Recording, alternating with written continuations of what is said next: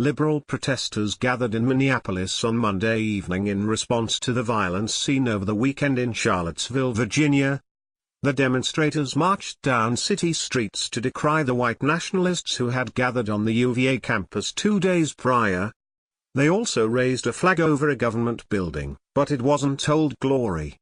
Violence erupted over the weekend at a white nationalist rally in Charlottesville, Virginia, when 20-year-old James Alex Fields Jr. drove his vehicle into a group of counter-protesters which had assembled on the UVA campus. Fields killed a young woman and injured 19 others, sending the left and the mainstream media into fits of rage. However, conflicting reports suggest that Fields may have been scared for his life when he accelerated into the crowd of armed agitators, acting out of fear, not hate. As usual, though, liberals did not wait for all the facts of the case to come out before rushing to judgment. On Monday evening, a crowd of at least 1,000 demonstrators gathered in Minneapolis to decry the white nationalist rally in Charlottesville and to stand in solidarity with violent Antifa thugs who had shown up there to counter-protest. The group headed north on 4th Avenue South, before stopping at the Hennepin County Government Center, where they raised the Antifa flag. Leah Soul, who describes herself on Twitter as a queer feminist Jew, was at the protest in Minneapolis last night, and she posted a video of the concerning flag raising at the government center.